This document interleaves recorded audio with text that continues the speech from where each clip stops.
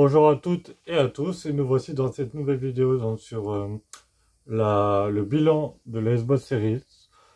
Donc on peut voir effectivement qu'on est sur Xbox Series parce que tout d'abord j'ai un fond d'écran animé derrière.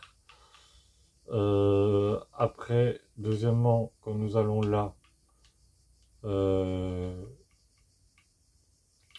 on peut voir ici le petit logo, là, je vous le cache, Xbox Series X et S pour savoir qu'on est sur Xbox Series X. Et après le troisièmement, on a ce petit logo Quick Resume ainsi qu'un déplacement de groupe. Groupe. C'est où ça?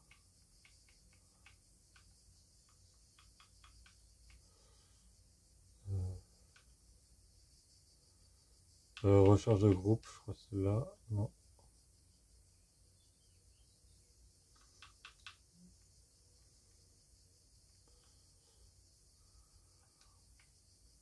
Le groupe, c'est ça. Mais il y avait une nouveauté encore, je crois que c'était là. Personnaliser le guide, ça s'hésitait plus longtemps.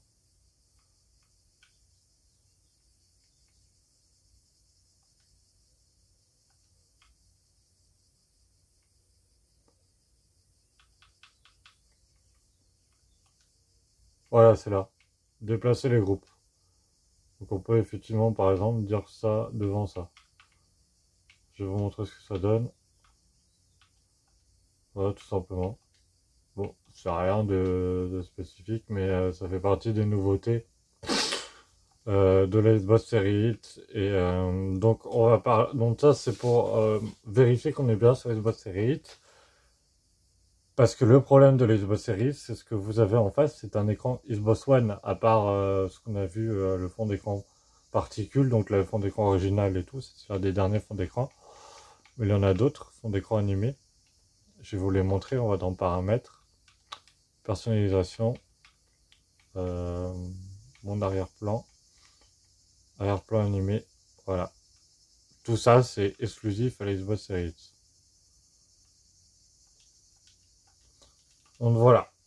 Donc moi, ce que je voulais parler, c'est que le bilan de la Xbox Series, je voulais vous le faire après 6 mois, donc c'est l'objectif de cette vidéo, puisque j'ai la Xbox Series personnellement depuis le 24 décembre. Et ce que je peux dire là-dessus, c'est qu'elle est relativement décevante. Dans l'ensemble, elle dispose d'un quick resume qui n'est pas forcément bien exploité, parce que je vais vous faire un test. Là, je suis actuellement en quick resume, donc là, ça marche très bien. J'ai éteint ma console et je l'ai rallumé, donc je suis repassé sur ce jeu-là sans problème en quick resume, vraiment très rapide. Par contre, si on fait ça, sans le quitter, et on fait, non, on fait ça sans le quitter, on fait ça,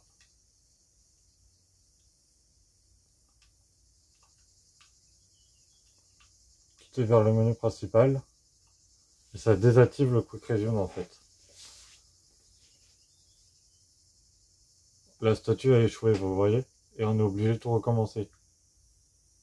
On n'est plus en quick resume, et si je reviens sur ça, et je refais ça, le quick resume, c'est le truc, il est perdu, quoi.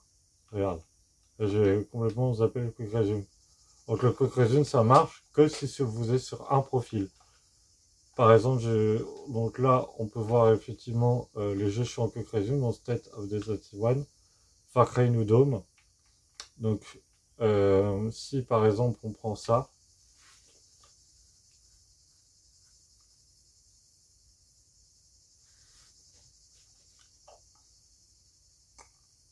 donc là, on va le laisser démarrer.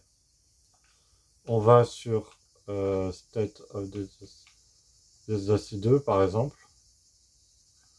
Et on revient là-dessus. Voilà, là vous voyez que le quick resume a été activé.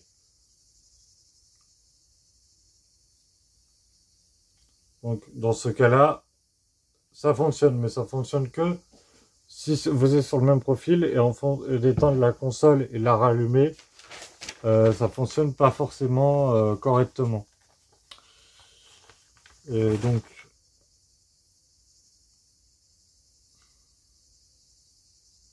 il est à retravailler car il fonctionne sur le même profil avec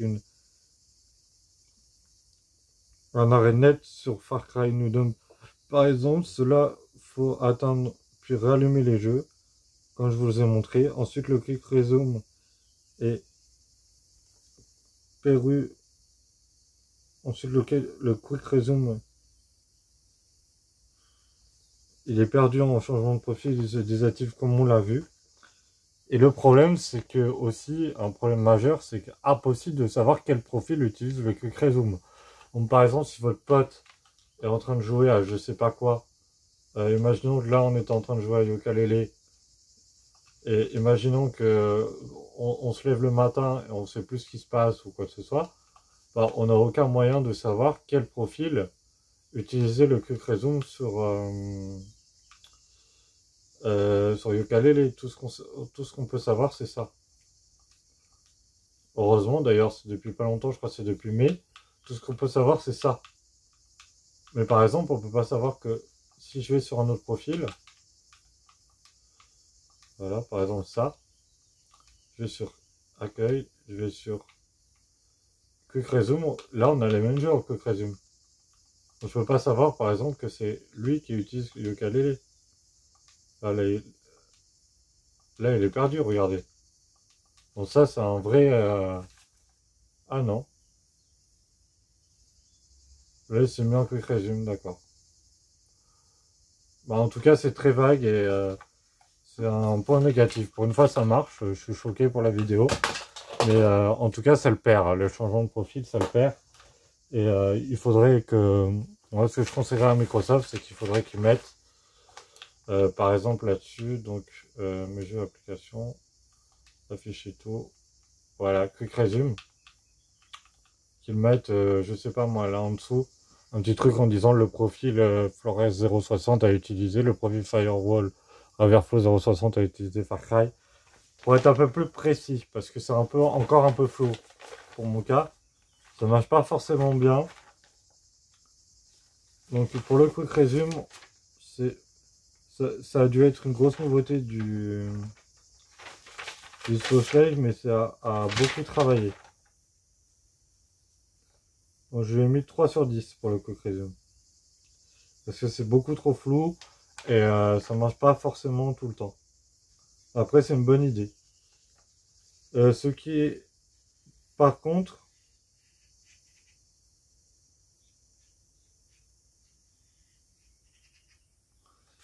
ce qui est le point fort de cette Xbox Series, c'est que j'ai mis 8 sur 10 pour ses fonctionnalités. C'est la Velocity Architecture. Donc la Velocity Architecture, c'est tout simplement la nouvelle technologie de la console. Donc attendez. Donc tout simplement, c'est pas un ajout de fonctionnalité comme le Quick Resume, c'est tout simplement, on va aller sur un jeu Xbox Series S pour exploiter toutes ces Velocity Architecture. Alors j'en ai beaucoup, oui, effectivement. Ils sont pas tous à moi, hein. La plupart c'est le Game Pass.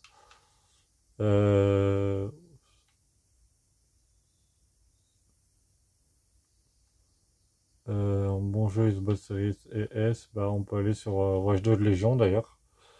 Et Watch Dogs Legion, c'est pas un essai, hein, c'était le week-end gratuit d'ailleurs, j'ai adoré. Déjà, ça on en parlera après. Là, je vais juste vous montrer l'histoire de la Velocity Architecture. Donc voilà. J'insère le disque dans la console.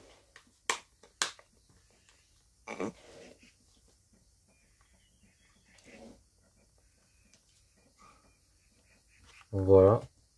Ça va arriver.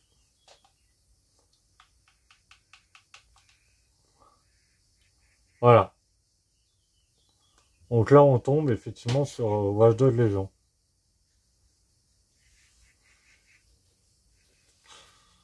Voilà, Ubisoft. Donc la vélocité architecture, c'est ça, c'est en fait tout l'ensemble. Donc c'est surtout sur la rapidité parce qu'elle comprend un SSD. Donc là on est sur un écran 4K. Donc c'est du 4K à 60.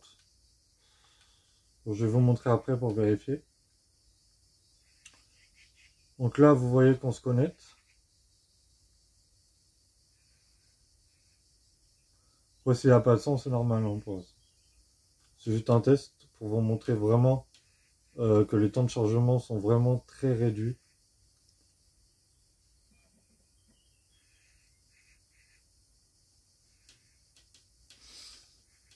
Donc voilà. Donc campagne, ouais, c'est bon. Regardez.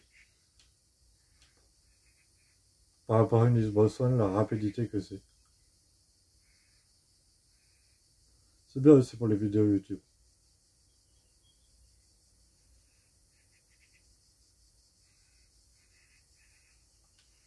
Voilà. Donc là, c'est la fille qui a changé.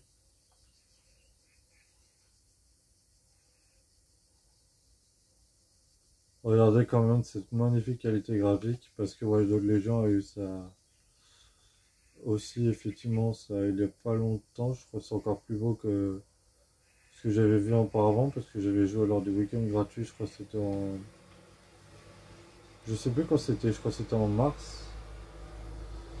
Et il a eu justement ce. Il n'a pas encore eu justement cette optimisation, donc il doit série X et S. Et là, je crois qu'il l'a. Donc pour vérifier ça, on va dans Measure Application. On va tout simplement dans Windows de Légion. Bon, moi, il a écrit essai. Hein. C'est agaçant, mais effectivement, on peut pas le voir. Mais sinon, on peut le voir comme ça. Donc, dans les filtres. L'organisation est très bien, encore une fois, mais ça, c'est hésité depuis la première mise à jour, donc en novembre, avant que j'arrive. Je suis arrivé le 24 décembre et on voit qu'effectivement, c'est un jeu optimisé pour Xbox Series X et S, et c'est franchement très beau. Donc, c'est le jeu de la rentrée qui a été sorti à la rentrée cette année, donc octobre 2020, si je dis pas de conneries. Donc là, on exploite vraiment la velocity architecture dans tous ses détails. Puisqu'on est sur un jeu optimisé pour Xbox Series. Il n'hésite pas encore des jeux, malheureusement, pensés pour les jeunes, mais ça devrait pas tarder à ce que j'ai compris. En tout cas, moi, j'en ai pas. Et des jeux pensés pour les jeunes, je crois qu'il en existe, je sais plus.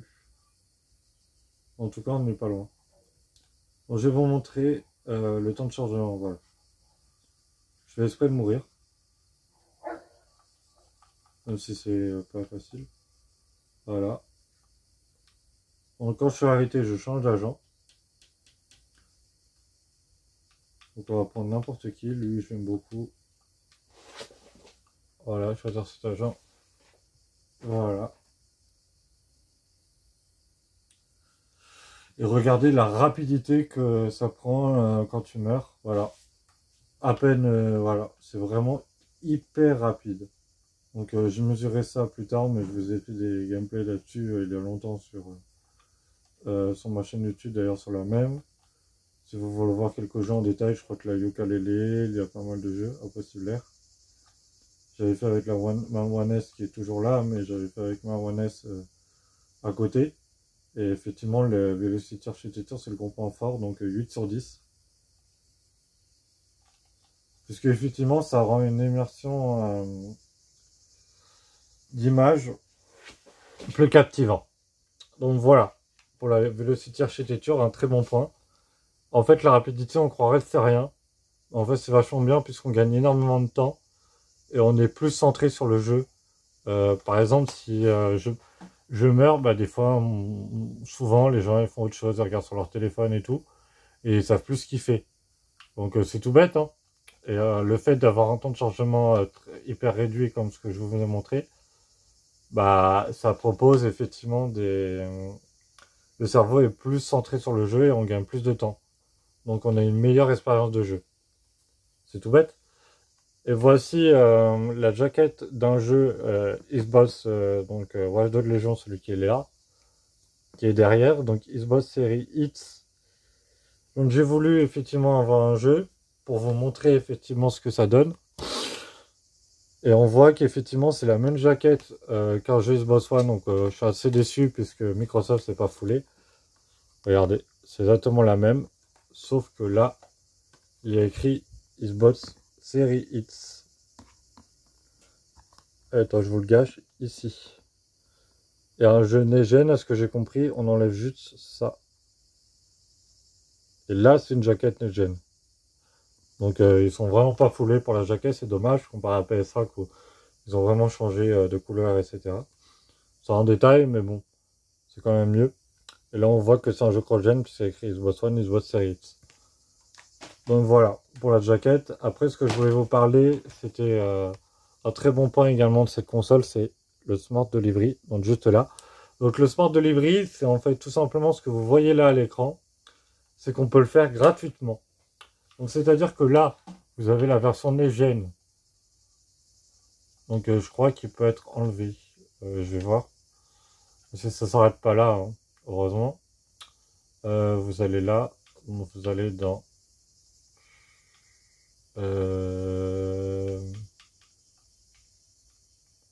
on peut être dans... Normalement, c'est l'option de rétrocompatibilité. Et lui, il le fait peut-être pas. Je sais pas s'il y a des jeux qui le font. Et là, c'est juste un jeu optimisé pour les Xbox Series X. Je vais vous le sortir. Je vais vous montrer un autre jeu. Mais en tout cas, voilà. Donc, la Velocity Architecture, c'est tout simplement ça. Et ce que vous avez vu à l'écran, c'est un jeu vraiment pensé pour les Xbox Series X. Donc, c'est un jeu qui est donc le Smart Delivery. Je vais vous donner un exemple. Call of Duty Ghost, donc 360. Avec Call of Duty Ghost Xbox One. Bah, effectivement, quand tu passes de Call of Duty Ghost 360 et que tu repasses sur Xbox One, bah, tu peux l'avoir gratuitement. Donc la version Xbox One, tu l'as gratuitement. Donc ça, c'est vachement bien parce que moi, par exemple, j'hésitais entre la version 360 et One. Et du coup, maintenant, il n'y a plus de doute. Tu peux avoir la version One et série. Et tu peux acheter la version One qui coûte beaucoup moins cher. Et tu peux acheter la Xbox Series. Bon, vous me direz, les deux sont inclus, par exemple, pour Watch Dogs Legion. Et pour d'autres jeux, c'est des fois plus intéressant. Donc, c'est très intéressant ce mode de delivery. Au lieu d'avoir deux jaquettes, on en a une, par exemple. Donc, c'est vachement bien. Ah, ça ne s'arrête pas là, puisque sur les jeux plateforme, après, il y a d'autres jeux. Hein. Donc, la liste, je sais pas. Mais vous voyez que sous l'horloge, ils ont ajouté des fonctionnalités. Donc là, vous voyez qu'il y a écrit Quick Resume, FF Boost. Et en dessous, il y a écrit Auto HDR, mais j'ai pas un écran compatible. Mais pour ceux qui ont un écran compatible, c'est écrit Auto HDR. Et en fait, les FF Boost, voilà ce que ça donne. Donc c'est vachement plus beau que sur le FF Boost. On va faire un test sur le FF Boost. Donc on est sur des détails qui sont beaucoup plus jolis, beaucoup plus agressifs. Donc par exemple le bois là de Fruitland, donc c'est le dernier niveau. Il est vraiment, vraiment, vraiment beaucoup plus joli que sur FPF Boost. Alors, les FPF Boost, c'est entre guillemets un truc facile.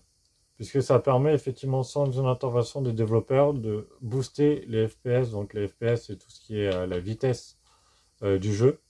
Donc, de passer de 60 à 120 images par seconde, entre guillemets, sans intervention des développeurs, sans rien, juste en allant ici. Donc pour en profiter, il faut faire comme ça, gérer le module. Option de rétrocompatibilité, donc vous voyez que là, l'auto HDR et le FPS Boost.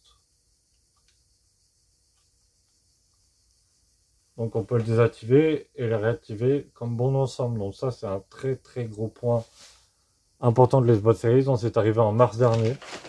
Donc en mars dernier, c'était d'ailleurs la plus grosse mise à jour jusqu'à maintenant. Donc on a du Far Cry 5 aussi, étonnant, mais ça rend pas énormément. Qui est en FPS Boost également, et après je sais plus, là des jeux IA et pas mal d'autres jeux. Du Far Cry 4 aussi.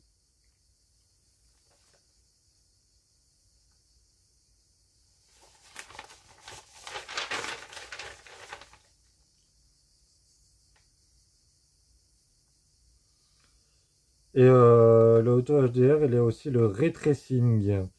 Le Ray Tracing, ça fait partie de la Velocity architecture. Donc le Ray Tracing, en fait, c'est, vous verrez des vidéos là-dessus plus en détail. En fait, le Ray Tracing, c'est le contraste des couleurs. Donc là, on est sans effet boost. Donc pour vous donner une idée. Donc là, effet boost, HDR et Ray Tracing. Le Ray Tracing, ça a été depuis longtemps. Et les jeux qui utilisent le Ray Tracing, effectivement, le problème du Ray Tracing, c'est qu'on ne sait pas forcément si on l'utilise bien ou pas. Mais en fait, le Ray Tracing, c'est pour le contraste et la lumière. Tout simplement, un jeu se verra plus dans le noir grâce au Ray Tracing. On aura une meilleure rendu dans les zones sombres notamment. Et c'est notamment les jeux, comme je vous ai montré, Watch Dogs Legion, qui utilisent le Ray Tracing, donc les jeux optimisés pour Xbox Series X et S. Donc là, vous voyez que c'est beaucoup moins beau sur FF Boost, franchement. Le parquet, les zones, effectivement, sont un peu plus sombres, ce que je remarque. C'est moins lumineux, et le parquet est beaucoup moins joli. Effectivement, ça reste minime, mais au niveau des couleurs, ça change un peu aussi. Donc voilà. Donc après, on passe au hardware de la console. Donc je vous l'ai montré lors d'une prochaine vidéo et vous pouvez le voir autre part. C'est qu'en fait, le design est noir. Ça ressemble à une tour de PC. Pour moi, c'est très moche. Et ça ressemble à un frigo. D'ailleurs, Xbox, ça fait des mini frigos. Donc je vais vous la tourner pour que vous la voyez quand même. La voici. C'est pour moi assez moche. Après, chacun ses goûts. Donc heureusement, les composants qui sont à l'intérieur sont quant à eux phénoménales. C'est-à-dire la chambre à vapeur, l'excellent ventilateur, etc. Puisque le fonctionnement de la Xbox Series c'est plutôt incroyable, puisque je vous parle du ventilateur, il est juste là. On voit pas très bien, mais c'est un gros ventilateur ici, au-dessus de la console, qui permet effectivement de refroidir la console. Et on croirait que effectivement ça met la poussière, et non pas du tout.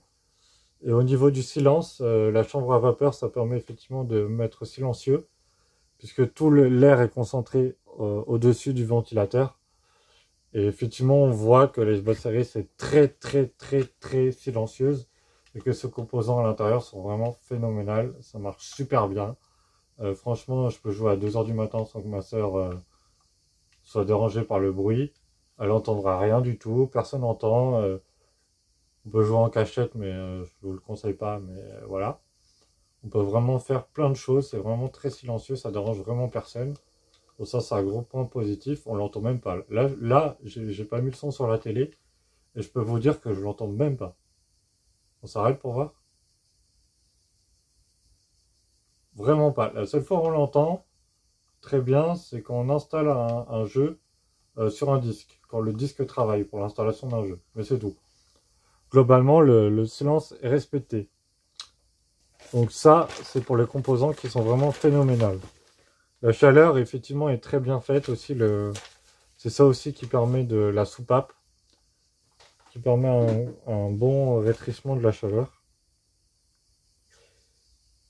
Par contre, la rétrocompatibilité n'est pas bien exploitée. J'ai mis 0 sur 10 parce qu'on a carrément la même rétrocompatibilité de la Xbox One et on est loin, mais très loin des milliers de jeux promis par Xbox et apparemment ça va pas le faire.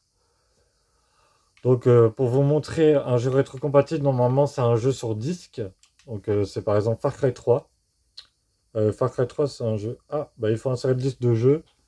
Mais on n'a pas besoin de ce jeu là pour la licence. Far Cry 3 il est là-haut. Donc en fait le disque ça sert juste à la licence, mais le jeu est repris sur le store. Donc c'est juste pour dire que en gros vous l'avez acheté. Le disque c'est juste ça. Et pour l'installer, vous n'avez pas besoin du disque. Pour les jeux One, oui, mais pas pour les jeux 3.6. Donc parce qu'il reprend la même rétrocompatibilité que le store Xbox One. Le store ne cesse de s'étoffer avec des mises à jour. Donc voilà, et l'autre point positif aussi, c'est que la rétrocompatibilité, j'ai mis 0 sur 10, mais c'est pour la disponibilité. Mais ce qui rattrape la rétrocompatibilité, c'est que tout simplement, vous allez voir, le jeu est beaucoup plus beau et beaucoup plus travaillé graphiquement sur Xbox Series que sur la rétrocompatibilité Xbox One, tout simplement. Donc ça se contente pas de lancer le jeu, ça... Et notamment, il y en a qui ont l'effet boost comme Far Cry 4. Et on voit pas du tout de pixels et c'est pas du tout pixelisé. Donc voilà.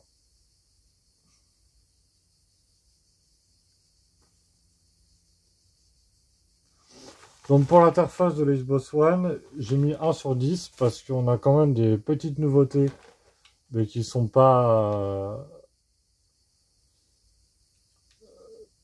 Donc oui, il fallait vous préciser, c'est que les jeux Xbox 360 sont dans le cloud uniquement. Les parties sauvegardées.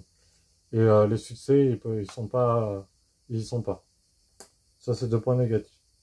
Après, ce que je voulais vous dire, c'est que l'interface, j'ai mis 1 sur 10 parce qu'on a quand même des petits ajouts qui sont pas révolutionnaires, mais qui sont quand même là pour montrer que, comme je vous ai dit au début de vidéo, qu'on est bien sur Xbox Series et pas sur Xbox One. On a quand même une expérience globale identique à l'Xbox One. Ah mince, on va se taper tout le générique là. Bon, bah écoutez. Je vais changer de profil.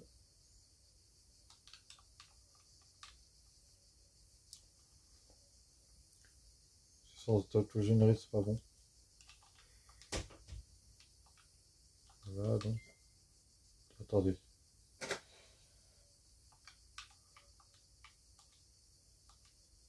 Voilà.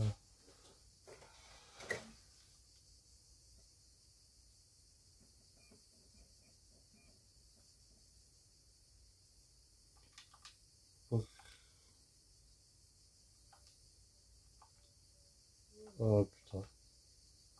Ouais, il faut quitter. Quitter et relancer, voilà. Comme ça, on se tape pas le générique.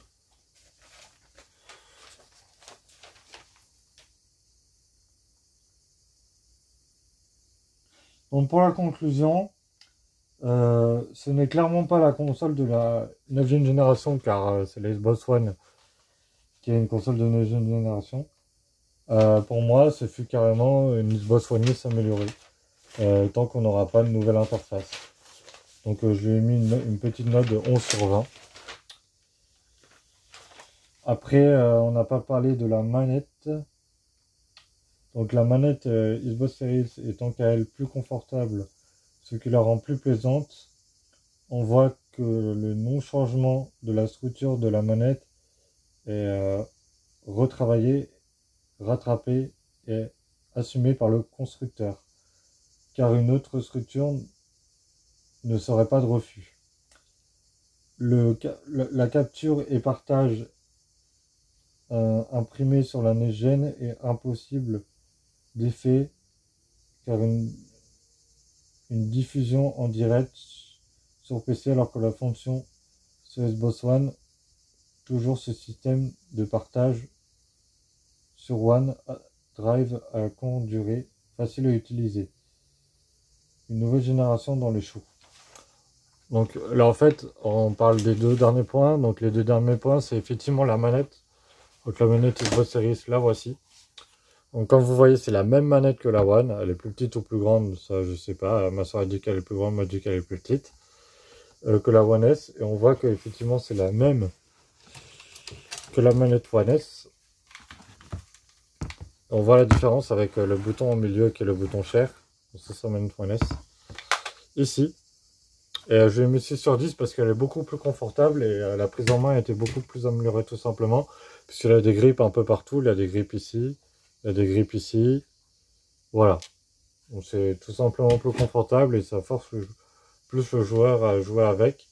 Et franchement, quand tu l'as en main, tu la lâches pas. Et le platé, c'est toujours pas usé après 7 mois, donc c'est super. Donc 6 sur 10. Après 0 sur 20 parce que la capture et le partage, c'est toujours aussi ridicule. J'arrive pas à faire une diffusion sur le PC puisque ça demande beaucoup plus de trucs. Et ce bouton-là, il sert vraiment à rien. Tu fais sans faire exprès, c'est une horreur. Donc la capture et le partage, on a la même galère que sur Xbox One. On peut pas faire des vidéos longues, on est obligé de faire des vidéos de quelques minutes. Voilà, c'est... Oh merde. Donc c'est trop chiant. Donc voilà, j'espère que cette vidéo vous aura plu. A plus et à la prochaine pour une nouvelle vidéo sur les boss Series.